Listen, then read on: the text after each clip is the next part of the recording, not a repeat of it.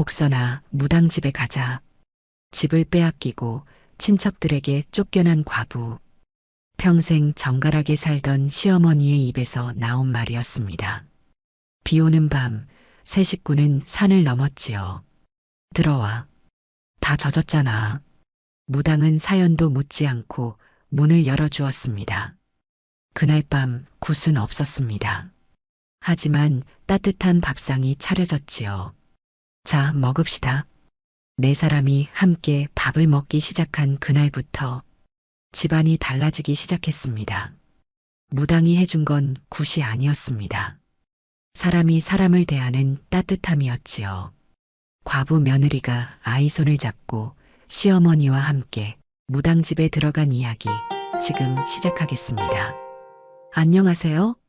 사랑방 야담에 오신 여러분 반갑습니다. 항상 건강하세요. 영상 전 구독, 좋아요 눌러주시고 오늘 야담 시작하겠습니다. 옛날 옛적 한양에서 그리 멀지 않은 어느 마을에 복선이라는 과부가 살고 있었습니다. 남편은 병으로 세상을 떠났고 남은 건 8살 아들 장수와 60을 훌쩍 넘긴 시어머니 뿐이었지요. 남편이 죽은 지 49제도 채 지나기 전 빚쟁이들이 몰려왔습니다. 이번 달 안에 갚지 못하면 집을 넘기시오. 복선은 대문 앞에 무릎을 꿇었지요. 제발 한 달만 더 여유를 주십시오. 빚쟁이는 코웃음을 쳤습니다. 그딴 소리 말고 어서 갚으시오. 시어머니가 지팡이를 짚고 나왔습니다. 내가 몸종살이라도 하겠으니 늙은이가 무슨 일을 하겠다고. 결국 보름이 지나자 집과 논이 모두 남의 손에 넘어갔지요. 어쩔 수 없이 형님 집에 며칠 지냈지만 싸느라고 눈치가 보여 더 이상 지낼 수 없었지요. 세 식구는 집을 떠나야만 했습니다. 장수는 뒤를 돌아보며 울먹였습니다. 어미, 우리는 어떻게 돼요? 복선은 차마 대답하지 못하고 아들을 안았습니다. 해가 중천에 떴지만 앞길은 캄캄했지요. 시어머니가 입을 열었습니다. 복선아, 무당집에 가자. 복선은 귀를 의심했습니다. 평생 정갈하게 살아온 시어머니의 입에서 무당집 이야기가 나올 줄은 몰랐던 겁니다. 예전에 내가 도움받은 무당이 있다. 산 너머 골짜기에 사는데 그 사람만이 우리를 받아줄 것이다. 시어머니는 이미 마음을 정한 듯 단호했습니다. 이제 체면이고 뭐고 없다. 살아야지. 복선은 조용히 고개를 숙였습니다. 세 사람은 산길을 향해 걸었지요. 구름이 몰려오고 있었습니다. 얼마 지나지 않아 비가 내리기 시작했습니다. 장수는 어머니 치마폭을 붙들고 비를 맞으며 걸었지요. 산길은 험했습니다. 시어머니는 지팡이의 의지에 한 걸음씩 내딛었습니다. 숨이 가빴지만 노인은 멈추지 않았지요. 해가 뉘엿뉘엿 넘어갈 무렵 드디어 산 너머 골짜기에 다다랐습니다. 작은 기와집 하나가 보였지요. 대문 앞에는 무당집임을 알리는 오색 천이 빗물에 젖어 축 늘어져 있었습니다. 시어머니가 주저없이 문을 두드렸습니다. 똑똑똑. 한참을 기다렸습니다. 장수는 추위에 덜덜 떨고 있었지요. 그때 문이 열렸습니다. 50줄로 보이는 여인이 나타났습니다. 무당이었지요. 무당은 빗물에 흠뻑 젖은 세 식구를 한참 바라보았습니다. 시어머니와 눈이 마주쳤지요. 무당의 눈빛이 흔들렸습니다. 당신이요? 시어머니는 고개를 숙였습니다. 오랜만이요. 무당은 잠시 망설이더니 문을 활짝 열었지요. 들어와. 다 젖었잖아. 그 목소리에는 꾸짖음도 거부도 없었습니다. 세 사람은 문지방을 넘었지요. 무당은 마른 수건을 건네며 말했습니다. 먼저 몸부터 닦으시오. 그날 밤 굿도 점도 없었습니다. 세 사람은 그저 같은 지붕 아래에서 몸을 뉘었지요. 갈 곳 없던 세 식구에게 처음으로 따뜻한 방 한 칸이 생긴 겁니다. 다음 날 아침 복선은 새소리에 눈을 떴습니다. 방 안은 따뜻했고 빗소리는 그쳤지요. 복선은 조심스럽게 방문을 열었습니다. 마루에는 시어머니와 무당이 마주 앉아 있었습니다. 두 사람 사이에는 차가 놓여 있었지요. 무당이 먼저 입을 열었습니다. 얼마나 됐소? 시어머니가 대답했습니다. 30년도 더 됐지요. 무당은 차를 한 모금 마셨습니다. 그때 당신을 살려준 게 잘한 일인지 모르겠소. 시어머니는 쓴웃음을 지었지요. 나도 모르겠소. 하지만 지금 이 아이들만은 살려야 하오. 무당은 시어머니를 똑바로 바라보았습니다. 당신 며느리 말이오? 시어머니는 고개를 떨구었습니다. 예전에 당신이 겪었던 시집살이를 당신도 며느리에게 했소? 시어머니는 대답하지 못했지요. 무당은 차를 따르며 천천히 말했습니다. 사람은 참 이상하오. 자기가 당한 고통을 다른 이에게 똑같이 되풀이하지. 시어머니의 눈에 눈물이 맺혔습니다. 맞소. 나도 그랬소. 미운 게 아니라 무서웠겠지. 시어머니는 숨이 막혔습니다. 그 말이 전곡을 찔렀기 때문이었지요. 아들을 빼앗길까봐. 그래서 더 매섭게 굴었소. 그런데 결국 아들은 죽었고 시어머니는 흐느꼈습니다. 며느리한테 빼앗긴 게 아니라 병이 데려갔지. 그런데도 나는 며느리를 원망했어. 무당은 한숨을 내쉬었지요. 그래서 여기 온 거요? 갈 곳이 없었소. 당신밖에 생각나지 않았소. 무당은 한참 동안 시어머니를 바라보았습니다. 당분간 여기 있으시오. 시어머니의 눈에서 눈물이 흘러내렸습니다. 평생 고개 숙이지 않고 살아온 그 노인이 처음으로 다른 이의 은혜 앞에 무너진 겁니다. 고맙소. 정말 고맙소. 무당은 일어서며 말했습니다. 밥이나 먹읍시다. 부엌에서 듣고 있던 복선은 코끝이 찡했습니다. 시어머니가 평생 숨겨왔던 아픔을 처음 들었기 때문이었지요. 그제야 복선은 깨달았습니다. 시어머니도 자신처럼 아픈 사람이었다는 것을 말입니다. 그날부터 새 식구의 생활이 시작되었습니다. 복선은 아침 일찍 일어나 마당을 쓸었지요. 장수는 작은 두레박으로 물을 길어왔습니다. 힘에 부쳤지만 아이는 두 손으로 바가지를 꼭 붙들고 한 걸음씩 옮겼지요. 시어머니는 부엌에서 불을 지폈습니다. 무당은 그 모습을 가만히 지켜보았습니다. 사흘째 되는 날 무당 집에 손님이 찾아왔습니다. 점을 보러 온 아낙네였지요. 복선은 얼른 방으로 들어가려 했습니다. 하지만 무당이 복선을 불렀습니다.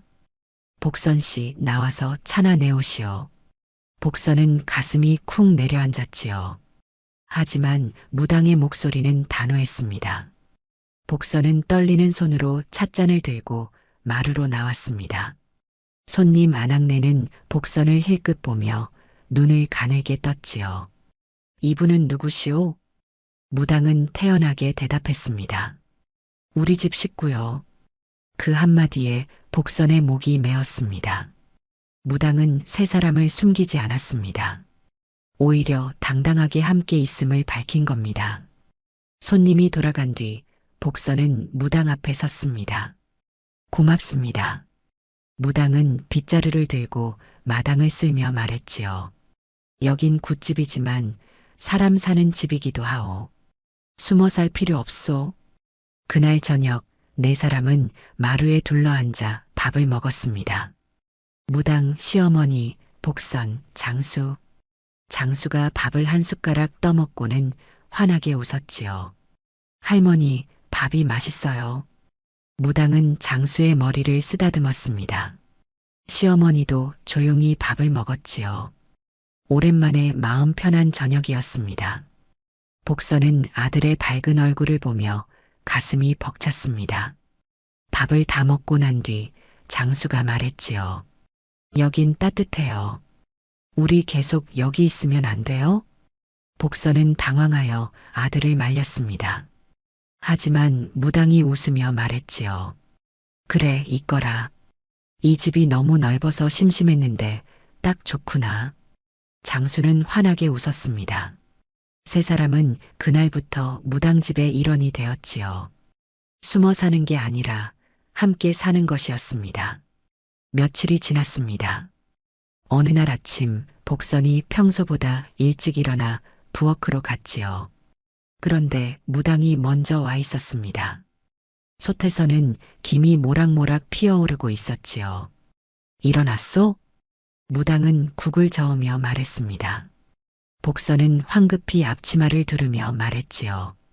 제가 할 일인데 죄송합니다. 무당은 국자를 내려놓지 않았습니다. 무당집도 밥은 먹어야지. 같이 하면 돼요. 두 사람은 나란히 서서 아침 준비를 했지요. 시어머니도 부엌으로 들어왔습니다. 내가 할 일을 당신들이 다 하고 있구먼. 무당이 웃으며 말했습니다. 어르신은 상이나 차리시지요. 시어머니는 마루로 나가 밥상을 차렸습니다. 4개의 그릇, 4개의 숟가락. 오래간만에 온전한 식구수만큼의 상이었지요. 무당이 말했습니다. 장수 좀 깨우시오. 밥은 같이 먹어야 제맛이지. 복선은 방으로 가서 아들을 깨웠습니다. 장수는 우물가에서 찬물로 세수를 했지요. 마루에는 이미 4사람분의 밥상이 차려져 있었습니다. 된장국, 김치, 나물, 그리고 따끈한 밥. 무당이 먼저 숟가락을 들었지요. 자, 먹읍시다. 장수는 국을 후루룩 마시고는 말했습니다. 이 국 정말 맛있어요. 무당은 웃으며 장수 밥그릇에 국을 더 부어주었지요. 시어머니는 조용히 밥을 먹으며 무당을 바라보았습니다. 복선은 숟가락을 들며 생각했지요. 이런 아침이 언제 이후였던가. 남편이 살아있을 때도 이렇게 편안한 아침은 없었습니다. 밥을 다 먹고 난 뒤 무당이 말했습니다. 오늘은 손님이 없으니 마당이나 정리합시다. 4사람은 함께 마당으로 나갔지요. 해가 중천에 떴습니다. 장수가 처음으로 밝은 목소리로 노래를 불렀습니다. 새야 새야 파랑새야 녹두밭에 앉지 마라. 복선은 빨래를 널다 말고 아들을 보았지요. 장수가 노래를 부르는 모습을 본 게 얼마만인지 몰랐습니다. 무당이 복선에게 다가와 작은 목소리로 말했습니다. 아이가 많이 밝아졌소. 복선은 눈가가 젖어들며 대답했지요. 다 이 집 덕분입니다. 무당은 빨래를 함께 널며 말했습니다. 집이 아니라 사람이요. 사람이 사람을 살리는 거지. 정말 그랬습니다. 이 집에는 굿도 부적도 신령도 없었습니다. 다만 사람이 사람을 대하는 따뜻함이 있었지요. 다음 날 아침 일찍 복선과 무당은 장으로 향했습니다. 산길을 내려가며 무당이 말했지요. 장터에 가면 사람들이 물어볼 거요. 복선은 긴장했습니다. 무당은 걸음을 멈추고 복선을 바라보았지요. 사실대로 말하면 돼요. 우리 집 식구라고. 복선은 가슴이 두근거렸습니다. 하지만 사람들이 이상하게 생각하지 않을까요? 무당은 다시 걸으며 말했지요. 이상하게 생각하든 말든 그건 그들 마음이요. 우리는 우리대로 살면 되지. 장터에 도착하자 과연 사람들의 시선이 느껴졌습니다. 무당은 쌀가게로 갔지요. 쌀 한 말 주시오. 쌀가게 주인이 복선을 힐끗 보며 물었습니다. 무당님, 이분은 누구시오? 무당은 태연하게 대답했지요. 우리 집 며느리요. 주인은 눈을 동그랗게 떴습니다. 나물 가게에서도 생선 가게에서도 같은 일이 반복되었지요. 사람들은 복선을 쳐다보았고 수군거렸습니다. 복선은 처음엔 움츠러들었지요. 하지만 무당은 달랐습니다. 당당하게 걸었고 사람들과 눈을 마주쳤습니다. 복선 씨, 고개 드시오. 무당이 작은 목소리로 말했지요. 숨을 일이 없소. 우리는 떳떳하게 사는 거니까. 복선은 천천히 고개를 들었습니다. 그러자 세상이 달라 보였지요. 집으로 돌아오는 길, 복선이 조심스럽게 물었습니다. 저희가 언제까지 머물러도 될까요? 무당은 걸음을 멈추고 복선을 바라보았지요. 갈 곳이 생길 때까지 있으시오. 아니, 여기가 당신네 집이라 생각해도 돼요. 복선의 눈에 눈물이 맺혔습니다. 무당은 다시 걸으며 말했지요. 나도 늙어가는데 식구가 있으니 든든하오. 집에 도착하자 장수가 달려나왔습니다. 어미, 다녀오셨어요? 복선은 아들을 안았지요. 그날 저녁 네 사람은 장에서 사온 재료로 푸짐한 저녁을 먹었습니다. 장수는 배불리 먹고 마당에서 뛰어놀았지요. 달빛 아래에서 아이의 웃음소리가 울려 퍼졌습니다. 복선은 설거지를 하며 창밖을 바라보았지요. 복선은 깨달았습니다. 머무름이 이제 생활이 되었다는 것을 말입니다. 보름달이 뜬 밤이었습니다. 모두 잠든 시각, 무당과 시어머니가 마루에 앉았지요. 달빛이 두 사람을 환하게 비추고 있었습니다. 무당이 차를 따르며 먼저 입을 열었지요. 30 전 그날 기억하시오? 시어머니는 차를 받아들며 고개를 끄덕였습니다. 잊을 수가 없지요. 무당은 달을 바라보며 말했습니다. 당신은 그때 죽으려 했소. 시집살이가 너무 힘들어서. 시어머니는 눈을 감았지요. 오래된 기억이 물밀듯 밀려왔습니다. 맞소. 산 너머 절벽에서 뛰어내리려 했지요. 시어머니는 차를 한 모금 마시고 천천히 말했습니다. 시어머니는 나를 사람 취급하지 않았소. 밥을 먹어도 따로 먹게 했고 말 한마디 잘못하면 매를 맞았지요. 무당은 조용히 들었습니다. 남편은 어머니 편만 들었소. 내가 아무리 힘들다고 해도 시집살이 원래 그런 거다라며 외면했지요. 견디기 힘들었겠소. 견디다. 결국 그날 더 이상 못 견디겠다 싶었소. 시어머니의 목소리가 떨렸지요. 절벽 앞에 섰을 때 정말 후련했소. 이제 끝이구나 싶었지. 무당은 차를 마시며 조용히 말했습니다. 내가 그때 약초를 캐러 산에 갔다가 당신을 봤지요. 시어머니는 쓴웃음을 지었습니다. 당신이 소리쳤지. 거기 서시오. 하고 당신은 뒤도 돌아보지 않고 뛰어내리려 했소. 그랬소. 하지만 시어머니는 무당을 바라보았지요. 당신이 달려와 나를 붙잡았지. 그리고 말했소. 아직 죽을 때가 아니오라고. 무당은 고개를 끄덕였습니다. 당신을 이 집으로 데려왔지요. 열흘 동안 묵게 했고 그 열흘 동안 당신은 나에게 아무것도 묻지 않았소. 그저 밥을 주고 잠자리를 내주었지. 무당은 웃었지요. 물어봐야 소용없는 걸 왜 물어. 어차피 시집살이가 힘들어서 그런 것 뻔한데. 시어머니는 목이 메었습니다. 그 열흘이 나를 살렸소. 당신이 아니었으면 난 죽었을 거요. 무당은 손사래를 쳤습니다. 당신 스스로 선택한 거요. 나는 그저 시간을 준 것뿐이요. 잠시 침묵이 흘렀지요. 바람이 불어와 나뭇잎을 흔들었습니다. 시어머니가 조심스럽게 물었지요. 며느리 말이요. 무당은 시어머니를 똑바로 바라보았습니다. 시어머니는 떨리는 목소리로 말했지요. 며느리가 미운 게 아니었소? 무당은 잠시 생각하더니 천천히 말했습니다. 미운 게 아니라 무서웠죠? 시어머니는 숨이 멎는 듯 했지요. 무당은 차를 따르며 말을 이었습니다. 아들을 잃고 나니 며느리가 무서웠겠지.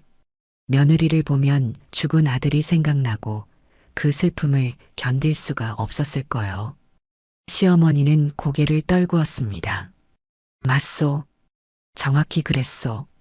그래서 더 차갑게 대했겠지. 며느리를 밀어내면 아들 생각을 안 할 수 있을 것 같아서. 시어머니의 눈에서 눈물이 흘러내렸지요. 며느리를 볼 때마다 가슴이 찢어지는 것 같았소. 그래서 더 매섭게 굴었소. 무당은 시어머니의 손을 잡았습니다. 하지만 그게 며느리 잘못은 아니지 않소? 알고 있어. 머리로는 알고 있었소.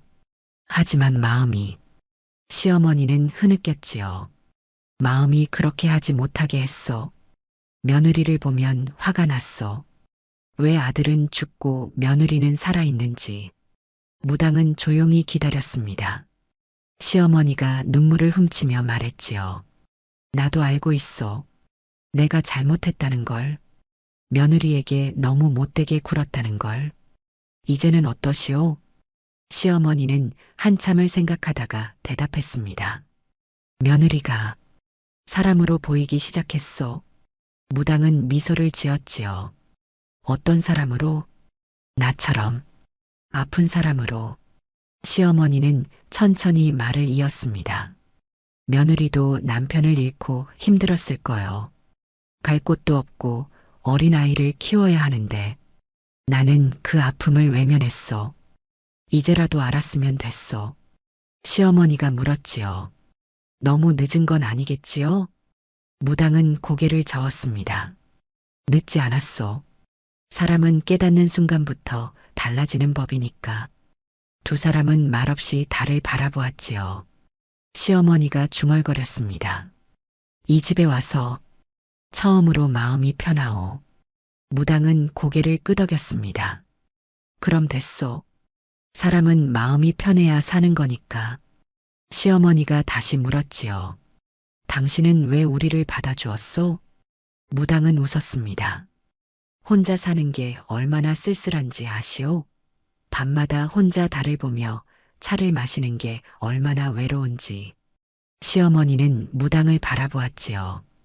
무당이 말을 이었습니다. 이제는 식구가 생겼소. 밥을 같이 먹고 일을 같이 하고 이렇게 밤에 이야기도 나누고 내가 오히려 고마운 일이지. 시어머니는 무당의 손을 꼭 잡았습니다. 고맙소. 정말 고맙소. 무당은 손을 꼭 잡아주며 말했지요. 서로 의지하며 삽시다. 그게 사람 사는 거니까. 그날 밤 두 노인은 오래도록 마루에 앉아 있었습니다. 과거의 아픔을 나누고 현재의 평화를 느끼며 말이지요. 달은 점점 높이 떠올랐고 두 사람의 그림자는 마루에 나란히 놓여 있었습니다. 며칠이 더 지나자 장수에게 변화가 일어났습니다. 아침에 일어나면 제일 먼저 마당으로 뛰어나갔고 무당 뒤를 졸졸 따라다녔지요. 할머니, 오늘은 뭐 하세요? 무당은 장수를 보며 미소를 지었습니다. 오늘은 약초를 캐러 가야 한다. 같이 갈래? 장수는 눈을 반짝이며 고개를 끄덕였지요. 네, 저 따라가고 싶어요. 무당은 광주리를 들고 장수의 손을 잡았습니다. 두 사람은 산으로 올라갔지요. 복선은 대문 앞에서 두 사람을 바라보았습니다. 산속에서 무당은 장수에게 약초 이름을 하나하나 가르쳐 주었지요. 이건 도라지란다. 기침에 좋지. 장수는 신기한 듯 도라지를 만져보았습니다. 이렇게 생긴 게 약이 돼요? 그럼 뿌리를 캐서 말리면 훌륭한 약이 되지. 무당은 조심스럽게 도라지를 캐냈지요. 자, 장수도 한번 캐보거라. 장수는 작은 손으로 땅을 파기 시작했습니다. 힘이 붙였지만 아이는 포기하지 않았지요. 한참을 파자 드디어 도라지 뿌리가 나왔습니다. 할머니, 제가 캤어요. 무당은 장수를 안아주며 말했지요. 잘했다, 장수야. 참 잘했어. 장수는 환하게 웃었습니다. 두 사람은 계속 산을 올라갔지요. 이건 더덕이고 저기 보이는 건 머위란다. 장수는 하나하나 열심히 배웠습니다. 할머니는 이걸로 약을 만드세요? 무당은 고개를 끄덕였지요. 그래. 아픈 사람을 낫게 하는 거지. 장수는 잠시 생각하더니 말했습니다. 할머니, 저도 나중에 사람 살리는 일 할래요. 무당은 장수의 머리를 쓰다듬었지요. 그래, 착한 마음이구나. 사람을 살리는 일만큼 귀한 게 없단다. 집으로 돌아오는 길, 장수가 노래를 불렀습니다. 새야 새야 파랑새야, 녹두밭에 앉지 마라. 대문 앞에 복선이 기다리고 있었지요. 어미, 저 약촉했어요. 장수는 광주리를 들어 보이며 자랑했습니다. 복선은 아들을 안으며 목이 메었지요. 아이가 이렇게 밝게 웃는 모습을 본 게 얼마만인지 몰랐습니다. 그날 저녁 복선은 아들이 웃으며 밥을 먹는 모습을 보았지요. 어미, 오늘 산에서 도라지도 캤어요. 제가 직접요. 복선은 아들의 이야기를 들으며 가슴이 벅찼습니다. 얼마 전까지만 해도 장수는 울기만 했지요. 밤마다 아버지를 찾으며 울었고, 낮에도 무서워하며 어머니 치마폭만 붙들었습니다. 악몽을 꾸고 깨어 소리를 지르기도 했지요. 하지만 이제는 완전히 달라졌습니다. 아이는 웃고 뛰고 노래를 불렀지요. 그날 밤 장수는 복선에게 말했습니다. 어미, 여긴 정말 좋아요. 뭐가 좋은데? 다 같이 있잖아요. 할머니도 웃고 무당 할머니도 웃고 어미도 웃어요.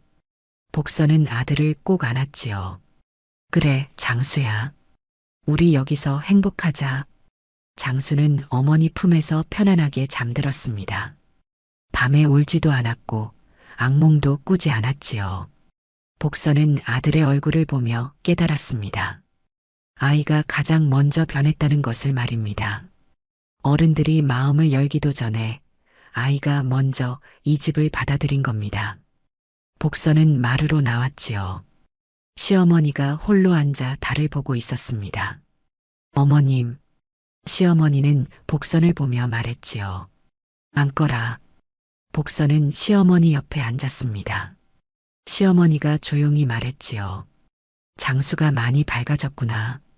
네, 어머님. 다 이 집 덕분입니다. 시어머니는 복선의 손을 잡았지요. 복선아. 네, 어머님. 시어머니는 떨리는 목소리로 말했습니다. 그동안 미안했다. 복선은 눈을 크게 떴지요. 시어머니가 사과하는 건 처음 듣는 일이었습니다. 어머님. 시어머니는 눈물을 훔치며 말을 이었지요. 내가 너를 사람으로 보지 않았구나. 그저 아들을 빼앗아간 존재로만 봤지. 복선도 눈물을 훔쳤습니다. 아닙니다, 어머님. 아니다. 내가 잘못했다. 너도 나처럼 남편을 잃고 힘들었을 텐데. 나는 그걸 외면했어. 시어머니는 복선을 똑바로 바라보았지요. 이제는 알겠다. 너도 나처럼 아픈 사람이었다는 걸. 두 사람은 처음으로 서로를 껴안았습니다. 오랫동안 쌓였던 벽이 무너지는 순간이었지요. 비 오는 저녁이었습니다. 하늘이 잔뜩 흐려지더니 빗방울이 떨어지기 시작했지요. 무당이 마루에 앉아 하늘을 바라보며 말했습니다. 오늘은 굿도 없고 손님도 없네. 복선은 부엌에서 저녁을 준비하고 있었지요. 시어머니는 상을 차렸고 장수는 숟가락을 놓았습니다. 무당이 일어나 부엌으로 갔지요. 뭘 만드시오? 복선은 국을 저으며 대답했습니다. 된장찌개입니다. 간단하게 먹으려고요. 무당은 앞치마를 두르며 옆에 섰지요. 나도 돕겠소. 두 사람은 함께 저녁을 준비했습니다. 무당은 파를 송송 썰고 복선은 두부를 넣었지요. 잠시 후 네 사람은 마루에 둘러앉았습니다. 밖에서는 빗소리가 들렸고 방 안은 따뜻했지요. 무당이 먼저 숟가락을 들었습니다. 자, 먹읍시다. 네 사람은 함께 밥을 먹기 시작했지요. 장수가 김치를 우적우적 씹으며 말했습니다. 할머니, 이 김치 정말 맛있어요. 무당은 웃으며 대답했지요. 그래, 내 할머니가 담근 거란다. 장수는 시어머니를 보며 환하게 웃었습니다. 우리 할머니가 담근 거예요? 정말 맛있어요. 시어머니도 처음으로 부드러운 미소를 지었지요. 많이 먹거라, 장수야. 복선은 그 광경을 보며 가슴이 벅찼습니다. 예전에는 상상도 못했던 풍경이었지요. 밥을 다 먹고 난 뒤 네 사람은 마루에 앉아 빗소리를 들었습니다. 무당이 말했지요. 비 오는 날은 참 좋구나. 시어머니가 물었습니다. 왜 그러시오? 무당은 빗소리를 들으며 대답했지요. 집안이 더 따뜻하게 느껴지니까. 복선은 그 말에 고개를 끄덕였습니다. 정말 그랬지요. 밖에서 비가 내릴수록 이 집은 더 따뜻하게 느껴졌습니다. 장수가 무당에게 물었지요. 할머니, 비는 왜 오는 거예요? 무당은 장수를 안으며 말했습니다. 하늘이 땅에게 주는 선물이란다. 선물이요? 그래. 비가 내려야 꽃도 피고 나무도 자라고 곡식도 잘 익지. 시어머니가 조용히 말했지요. 사람 마음도 씻어줄 수 있으면 좋겠소. 무당은 시어머니를 보며 미소를 지었습니다. 이미 씻기고 있지 않소? 시어머니는 잠시 생각하다가 고개를 끄덕였지요. 비는 계속 내렸습니다. 장수가 하품을 하며 말했지요. 졸려요. 복선은 아들을 안고 방으로 들어갔습니다. 자자, 장수야. 이제 잘 시간이다. 장수는 어머니 품에서 눈을 감았지요. 어미, 내일도 할머니랑 산에 가도 돼요? 그래, 할머니께 여쭤보마. 장수는 금세 잠들었습니다. 마루에서는 무당과 시어머니가 여전히 앉아 있었지요. 시어머니가 말했습니다. 이런 평화가 얼마나 갈까요? 무당은 차를 따르며 대답했지요. 우리가 지키면 계속 갈 거요. 지킨다니? 서로를 아끼고 함께 살아가면 되지. 그게 평화를 지키는 방법이요. 두 사람은 말없이 차를 마셨지요. 빗소리만이 고요히 울려 퍼졌습니다. 복선이 방에서 나와 설거지를 하러 부엌으로 갔지요. 그릇을 씻으며 창밖을 보았습니다. 비에 젖은 마당이 보였지요. 하지만 마음은 따뜻했습니다. 복선은 그릇을 닦으며 생각했지요. 이런 날들이 계속되면 좋겠다. 그날 밤 네 사람은 각자의 방에서 편안하게 잠들었습니다. 비 오는 소리가 자장가처럼 들렸지요. 그 순간 이 집은 완전히 굿집이 아니라 살림집이 된 겁니다. 한 달이 흘렀습니다. 새 식구가 무당집에 들어온 지 꼭 한 달이 되는 날이었지요. 어느 날 저녁 무당이 세 사람을 불렀습니다. 할 말이 있소. 모두 마루로 나오시오. 복선과 시어머니, 장수가 마루에 앉았지요. 무당은 차를 따르며 천천히 말했습니다. 나도 늙어가오. 시어머니가 고개를 들었지요. 복선은 가슴이 두근거렸습니다. 혹시 나가라는 말씀을 하시려나. 무당은 계속 말을 이었지요. 이 집을 혼자 지키기가 벅차오. 굿도 해야 하고 살림도 돌봐야 하는데. 복선은 입술을 깨물었습니다. 역시 우리를 내보내려는 건가. 하지만 무당의 다음 말은 전혀 달랐지요. 그래서 제안하오. 여기서 함께 살면 어떻겠소? 복선은 귀를 의심했습니다. 시어머니도 놀란 표정으로 무당을 바라보았지요.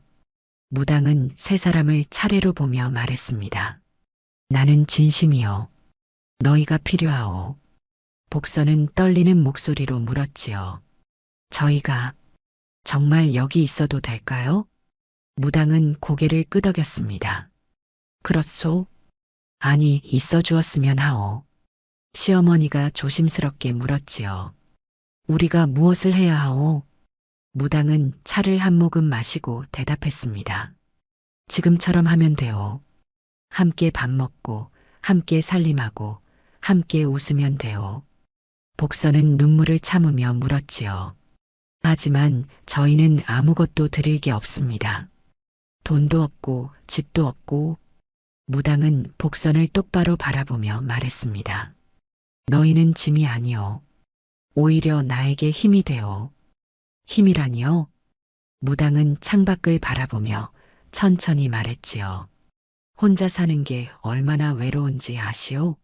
아침에 일어나도 인사할 사람이 없고 밥을 먹어도 혼자 먹고 밤이 되면 달만 바라보고 앉아 있어.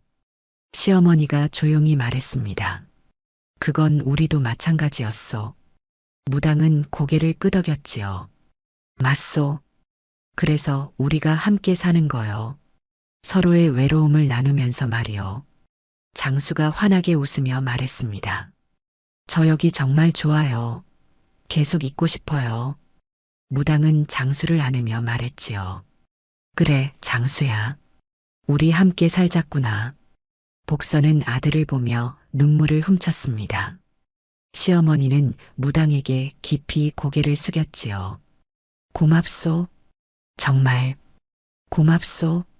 무당은 시어머니를 일으켜 세우며 말했습니다. 고마울 것 없소. 우리 서로 의지하며 사는 거지. 복선이 물었지요. 그럼 저희가 해야 할 일이 있습니까? 무당은 생각하다가 말했습니다. 굿이 있을 때 도와주면 돼요. 손님 접대도 하고 준비도 하고. 복선은 고개를 끄덕였지요. 네, 그렇게 하겠습니다. 시어머니가 말했습니다.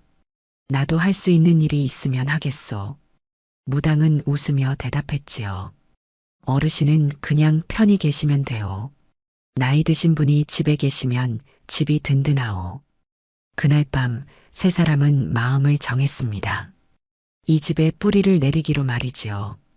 복선은 방에 누워 생각했습니다. 드디어 우리에게도 집이 생겼구나. 눈물이 주르륵 흘러내렸지요. 기쁨의 눈물이었습니다. 시어머니는 마루에 앉아 달을 바라보았지요. 이 늙은 것이 마지막으로 편안한 곳을 찾았구나. 노인도 조용히 눈물을 훔쳤습니다. 장수는 어머니 품에서 편안하게 잠들었지요. 아이의 얼굴에는 미소가 가득했습니다. 다음 날 아침 복선은 일찍 일어나 마당을 쓸었지요. 이제는 남의 집 마당이 아니라 자기 집 마당이었습니다. 마음가짐이 달라졌지요. 시어머니도 부엌에서 정성스럽게 밥을 지었습니다. 이제는 신세 지는 게 아니라 함께 사는 집이었지요. 장수는 물을 길어오며 노래를 불렀습니다. 새야 새야 파랑새야. 무당은 그 모습들을 보며 미소를 지었지요. 내 선택이 옳았구나. 아침 밥상에 네 사람이 둘러앉았습니다. 무당이 말했지요. 오늘부터 우리는 진짜 식구요. 세 사람은 고개를 끄덕였습니다. 네. 네 사람은 함께 밥을 먹었지요. 이제는 임시로 머무는 게 아니라 영원히 함께할 식구였습니다. 세 식구는 그날부터 이 집의 진짜 주인이 되었지요. 머물던 곳이 이제 살아갈 곳이 된 겁니다. 석 달이 흘렀습니다. 마을 사람들이 수군거리기 시작했지요. 저 과분의 무당집 들어가더니 팔자가 폈다더라. 그러게. 요새 보니까 얼굴도 환하고 아이도 밝아지고 시어머니도 편안해 보이던데 무당이 굿이라도 해준 건가? 장터에서 복선을 본 아낙네들이 말했습니다. 복선 씨, 요새 보니까 완전히 딴 사람 같네요. 복선은 웃으며 대답했지요. 그런가요? 그럼요. 예전엔 고개도 못 들고 다니더니 이제는 당당해 보여요. 다른 아낙네가 물었습니다. 무당집에 들어가서 뭐 좋은 일이라도 있었소? 복선은 잠시 생각하다가 대답했지요. 좋은 일이라기보다는 편안해졌습니다. 편안해졌다니? 네. 마음이 편해졌어요. 아낙네들은 고개를 갸웃거렸지요. 하지만 진짜 이유는 그들이 생각하는 것과 달랐습니다. 그 집안이 달라진 건 굿 때문이 아니었지요. 귀신이 아니라 사람이 남았기 때문이었습니다. 시어머니는 며느리를 사람으로 대하기 시작했지요. 예전에는 며느리를 볼 때마다 죽은 아들이 생각나 괴로워했지만 이제는 달랐습니다. 복선이라는 한 사람을 보게 된 겁니다. 어느 날 시어머니가 복선에게 말했지요. 복선아, 오늘 장에 같이 가자꾸나. 복선은 놀랐습니다. 시어머니가 먼저 같이 가자고 한 건 처음이었기 때문이었지요. 네, 어머님.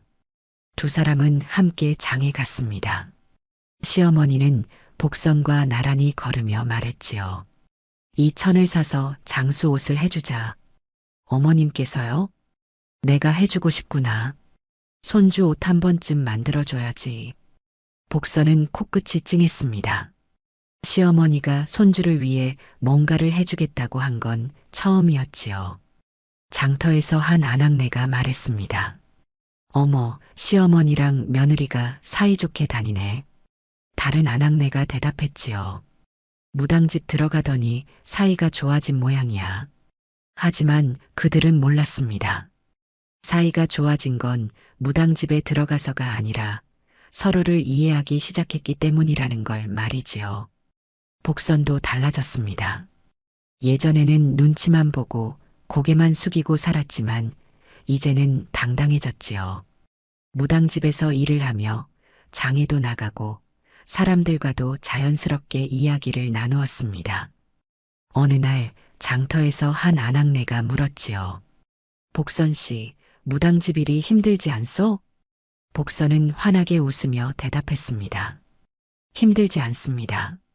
오히려 좋아요. 좋다니? 네. 함께 사니까요. 아낙네는 고개를 끄덕였지요. 그게 보여요. 눈빛이 완전히 달라졌어요. 예전엔 죽은 사람 같더니 이제는 살아있는 사람 같아요. 복선은 집으로 돌아오며 생각했습니다. 나는 이제 더 이상 숨지 않아도 되는구나. 과부라는 이유로, 갈 곳 없다는 이유로 움츠러들 필요가 없었지요. 장수는 웃는 아이로 자랐습니다. 밤에 울지 않고 낮에도 밝게 웃었지요.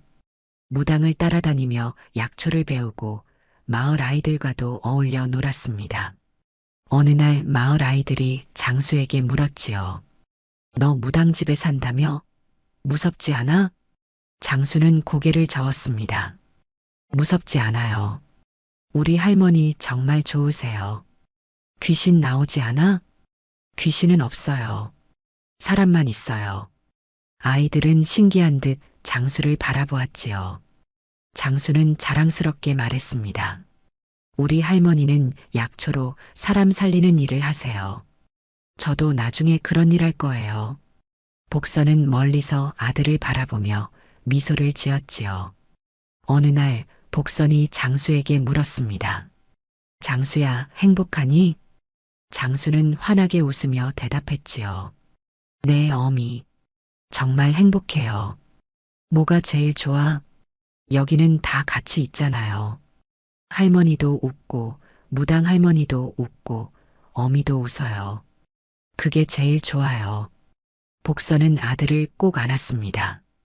그러던 어느 날이었습니다. 예전에 복선을 냉대했던 큰집 형님이 무당집을 찾아왔지요. 복선 씨 복선은 대문 앞에서 형님을 보았습니다. 형님은 난처한 표정을 지으며 말했지요. 그때는 미안했소. 받아주지 못해서. 복선은 웃으며 대답했습니다. 괜찮습니다, 형님. 덕분에 좋은 곳을 찾았어요. 형님은 무당집 안을 힐끗 보았지요. 정갈하고 따뜻해 보였습니다. 여기서 잘 지내고 있소? 네, 정말 편안합니다. 형님은 한숨을 쉬며 말했지요. 우리 집에 좀 머물러 있었으면 좋았을 텐데. 복선은 고개를 저었습니다. 아닙니다.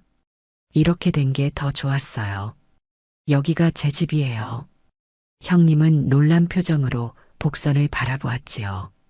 복선의 눈빛이 예전과 완전히 달라져 있었기 때문이었습니다.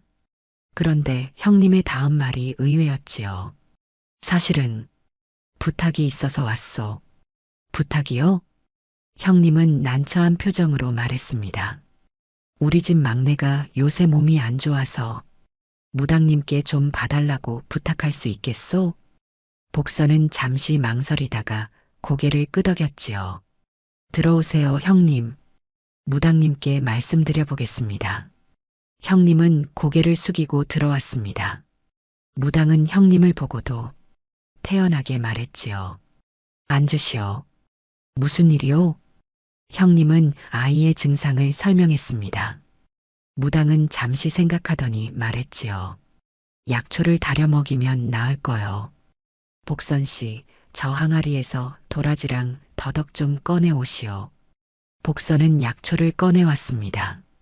무당은 약초를 싸서 형님에게 주었지요. 이걸 다려서 하루 3번 먹이시오. 일주일이면 나을 거요. 형님은 고개를 숙였습니다. 고맙습니다. 얼마를 드려야?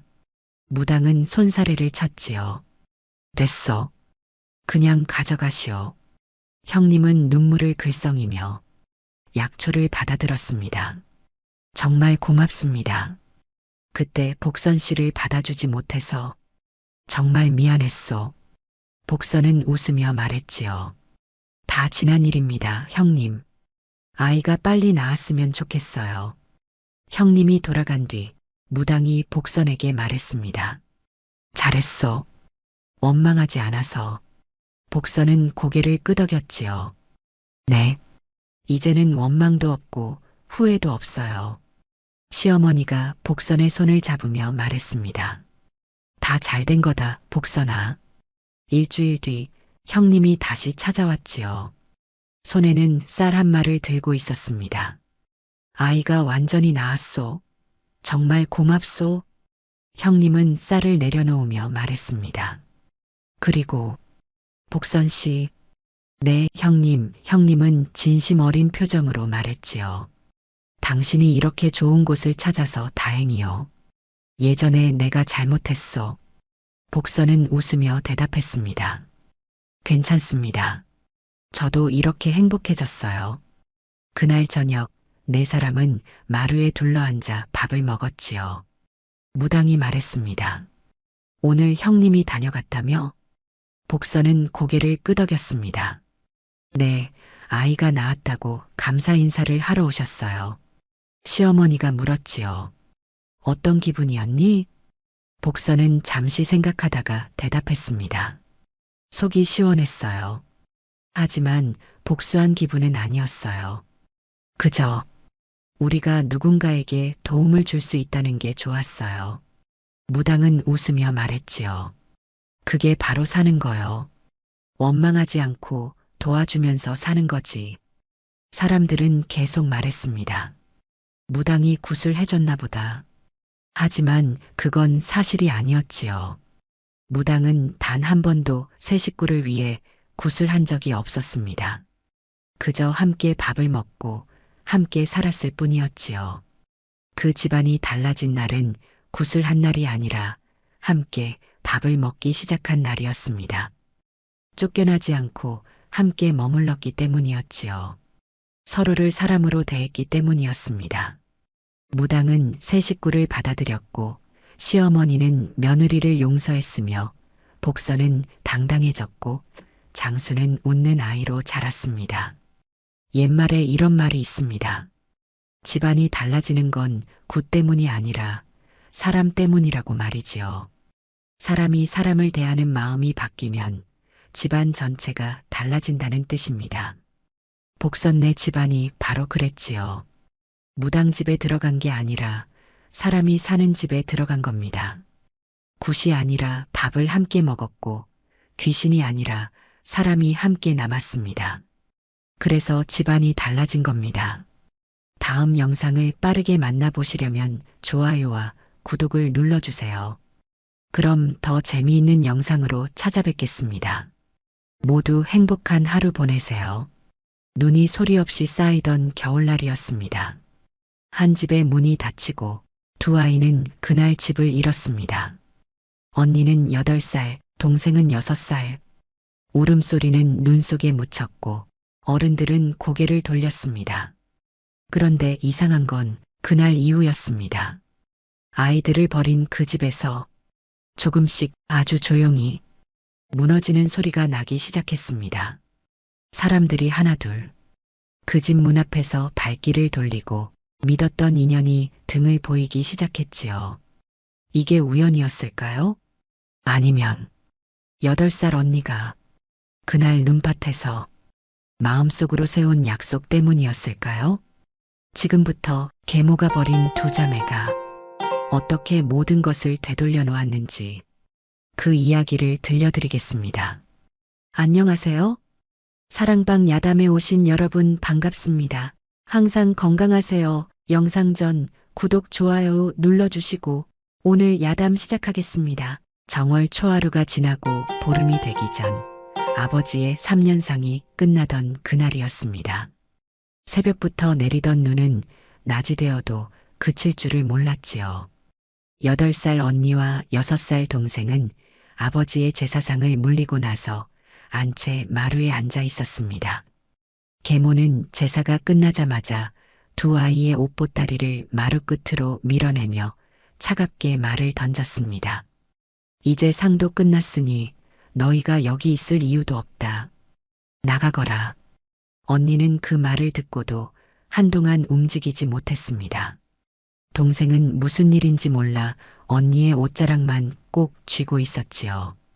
계모는 다시 한번 말했습니다. 못 들었느냐? 여긴 이제 내 집이 아니라고 했다. 그제야 언니는 떨리는 손으로 보따리를 들었습니다. 동생의 손을 잡고 대문을 나서는 순간 눈발이 얼굴을 때렸지요. 동생이 작은 목소리로 물었습니다. 언니, 우리 어디 가는 거야? 잠깐 나갔다 오는 거지? 언니는 대답하지 못했습니다. 대답하면 목이 메어 울음이 터질 것 같았기 때문이었지요. 그저 동생의 손을 더 꼭 잡을 뿐이었습니다. 뒤돌아보니 집 대문은 이미 굳게 닫혀 있었고 안에서는 계모의 웃음소리마저 들려왔습니다.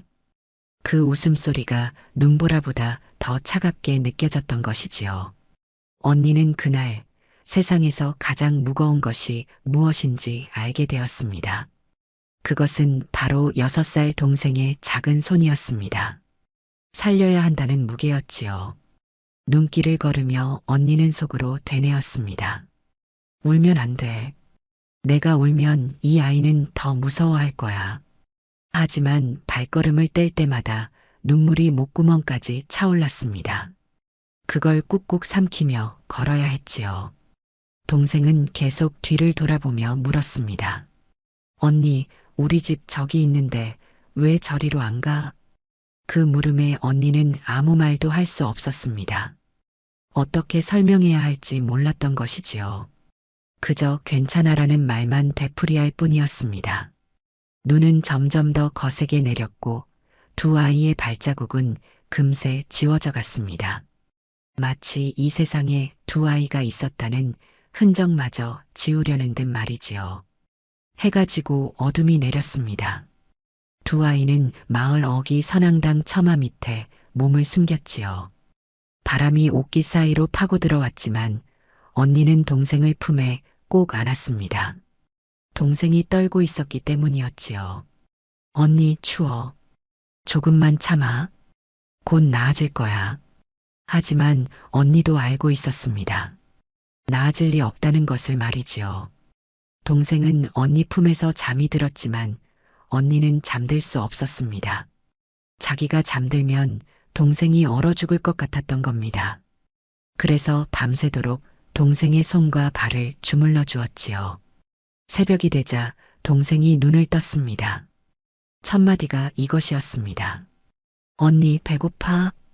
언니는 보따리를 뒤졌습니다. 제사상에서 몰래 집어온 떡 2개가 전부였지요.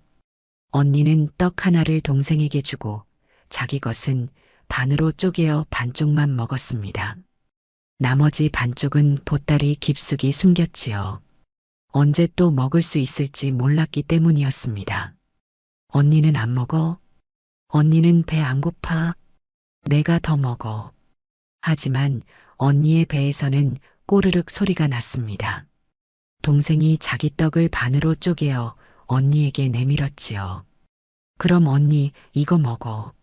반만. 그 작은 손을 보는 순간 언니는 눈물이 쏟아질 것 같았습니다. 하지만 꾹 참았지요. 울면 동생이 더 무서워할 테니까요. 언니는 고개를 저으며 말했습니다. 괜찮아. 언니는 어른이니까 참을 수 있어.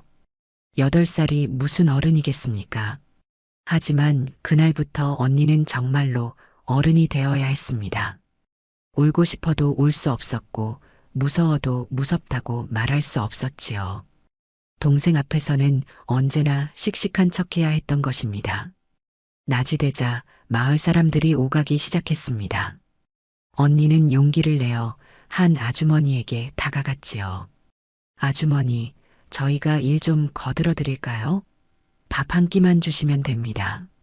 아주머니는 두 아이를 위아래로 훑어보더니 고개를 저었습니다. 너희 같은 어린 것들이 무슨 일을 하겠니? 가거라. 다음 사람에게도 같은 대답이었습니다. 그 다음 사람도 마찬가지였지요. 어떤 사람은 아예 고개도 돌리지 않았습니다.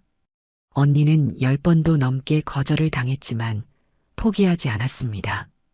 동생이 자기를 믿고 있었기 때문이었지요. 해질 무렵 한 노파가 두 아이를 불렀습니다. 얘들아, 이리 오너라. 언니는 동생의 손을 잡고 조심스럽게 다가갔습니다. 노파는 주머니에서 식은 감자 2개를 꺼내 주었지요. 많진 않지만 이거라도 먹어라. 그리고 오늘 밤은 저 헛간에서 자거라. 주인이 며칠 비웠으니 아무도 모를 게다. 언니는 깊이 절을 했습니다. 동생도 따라서 절을 했지요. 노파는 한숨을 쉬며 돌아섰습니다. 두 아이는 그 뒷모습이 사라질 때까지 고개를 숙이고 있었습니다. 그날 밤 헛간에서 감자를 나눠 먹으며 동생이 물었습니다. 언니, 우리 언제까지 이렇게 살아? 언니는 대답 대신 동생을 꼭 안아주었습니다. 대답할 수 없었던 것이지요. 자기도 몰랐으니까요. 하지만 한 가지는 확실히 알았습니다. 이 아이만큼은 꼭 지켜내야 한다는 것을 말입니다. 그날 밤 언니는 동생이 잠든 뒤에야 처음으로 소리 없이 울었습니다. 눈물이 멈추지 않았지만 소리는 내지 않았지요. 동생이 깰까봐 이불을 입에 물고 울었던 겁니다. 8살 아이가 할 수 있는 최선이었습니다. 사흘이 지났습니다. 노파가 준 감자는 이미 떨어졌고 보따리 속 떡 반쪽도 동생 뱃속으로 들어간 지 오래였지요. 언니는 하루 종일 마을을 돌아다니며 일을 구했지만 아무도 어린아이를 거두려 하지 않았습니다. 너희 집은 어디냐? 부모는 어디 계시고? 사람들은 물었지만 언니는 대답할 수 없었습니다. 대답하면 다시 그 집으로 보내질까봐 두려웠던 것이지요. 그래서 그저 고개만 숙이고 있었습니다. 동생은 점점 기운이 없어졌습니다. 걷다가 주저앉기 일쑤였고 입술은 파랗게 질려 있었지요. 언니가 물었습니다. 괜찮아? 어디 아파? 아니, 괜찮아. 그냥 좀 추워. 하지만 동생의 손은 얼음장처럼 차가웠습니다. 언니는 자기 옷을 벗어 동생에게 덧입혔지요. 그러자 동생이 말했습니다. 언니 안 돼. 언니가 추우면 어떡해. 언니는 안 추워. 언니는 내가 걱정돼서 더 뜨거울 지경이야. 거짓말이었습니다. 언니도 추웠지요. 하지만 동생 앞에서는 절대 내색할 수 없었던 겁니다. 그날 저녁 두 아이는 주막 뒷골목을 지나다가 버려진 밥 한 그릇을 발견했습니다. 언니는 잠시 망설였지요. 하지만 동생의 배에서 나는 소리를 듣고는 그 밥을 집어들었습니다. 동생에게 먼저 먹이고 자기는 남은 것을 먹었지요. 언니, 이거 먹어도 돼? 응, 주인이 버린 거니까 괜찮아. 동생은 밥을 먹으면서도 고개를 들어 언니를 바라봤습니다. 미안한 표정이었지요. 언니는 웃으며 말했습니다. 많이 먹어. 언니는 아까 먹었어. 또 거짓말이었습니다. 언니는 아침부터 아무것도 먹지 못했지요. 하지만 동생이 먹는 모습을 보는 것만으로도 배가 부른 것 같았습니다. 그런데 그날 밤 동생이 갑자기 배를 움켜쥐고 신음을 했습니다. 언니 배가 아파. 언니는 깜짝 놀라 동생을 안았습니다. 동생의 이마에서는 열이 났고 얼굴은 창백했지요. 버려진 밥이 상했던 것입니다. 어떡하지 어떡해. 언니는 처음으로 당황했습니다. 지금까지는 무슨 일이 있어도 침착했지만 동생이 아프자 정신이 하나도 없었지요. 한밤중에 약방 문을 두드렸지만 아무도 문을 열어주지 않았습니다. 제발요, 문 좀 열어주세요. 동생이 아파요. 하지만 대답이 없었습니다. 언니는 다른 집 문도 두드렸지만 마찬가지였지요. 결국 언니는 동생을 업고 선앙당으로 돌아갔습니다. 밤새도록 동생의 등을 쓰다듬으며 기도했지요. 제발, 제발 괜찮아져라. 언니가 잘못했어. 내가 그 밥을 주지 말았어야 했는데. 동생은 아픈 와중에도 언니를 걱정했습니다. 언니, 울지 마. 나 괜찮아. 조금만 자면 나을 거야. 그 말을 듣는 순간 언니는 가슴이 찢어지는 것 같았습니다. 자기가 지켜야 할 아이가 자기를 위로하고 있었던 것이지요. 언니는 동생의 손을 꼭 쥐며 속으로 맹세했습니다. 살아야 한다. 우리는 꼭 살아남아야 해. 그래야 이 아픔을 기억할 수 있어. 다행히 동생은 새벽이 되자 조금 나아졌습니다. 열이 내렸고 얼굴에도 약간 핏기가 돌았지요. 언니는 그제야 안도의 한숨을 쉬었습니다. 하지만 그때 언니는 깨달았습니다. 배고픔보다 무서운 것은 동생을 잃을지도 모른다는 두려움이었습니다. 그리고 돌아갈 집이 없다는 것보다 더 무서운 것은 이 세상에 자기들을 거두어 줄 사람이 아무도 없다는 사실이었지요. 닷새째 되던 날, 언니는 우물가에서 빨래하는 아낙네들 곁을 지나갔습니다. 그들의 대화가 귓가에 들려왔지요. 저 아이들, 김진사댁 자식들 아니더냐? 맞아. 상주 역할도 하던 아이들인데 계모가 내쫓았다지. 허참, 그래도 어찌 어린 것들을 그리 내치나. 쉿, 조용히 해. 계모 귀에 들어가면 우리만 피곤해. 언니는 걸음을 멈췄습니다. 사람들이 자기들의 사정을 알고 있었던 것이지요. 그런데도 아무도 도와주지 않았습니다. 한 아낙네가 언니를 보더니 황급히 고개를 돌렸지요. 우리 일이나 하자. 남의 집 일에 끼어들면 탈만 나는 법이야. 언니는 그 말을 듣고 발길을 돌렸습니다. 가슴이 답답했지만 아무 말도 하지 않았지요. 말해봤자 소용없다는 걸 이미 알았기 때문이었습니다. 마을 입구를 지나는데 계모를 마주쳤습니다. 계모는 깨끗한 옷을 입고 장을 보러 가는 길이었지요. 동생이 계모를 보자 반가워서 손을 흔들었습니다. 어머니. 하지만 계모는 두 아이를 못 본 척 지나쳤습니다. 아니, 정확히는 본 것이었습니다. 눈이 마주쳤으니까요. 그런데도 모른 척했던 겁니다. 옆에 있던 다른 부인과 웃으며 이야기를 나누면서 말입니다. 동생은 그제야 깨달았습니다. 자기들이 정말로 버려졌다는 것을 말이지요. 동생의 손이 부들부들 떨렸습니다. 언니 어머니가 우릴 못 본 거지? 그치? 언니는 대답할 수 없었습니다. 그저 동생의 손을 더 꼭 잡아줄 뿐이었지요. 동생은 그때 처음으로 소리내어 울었습니다. 왜 우리한테 이러는 거야? 우리가 뭘 잘못했어?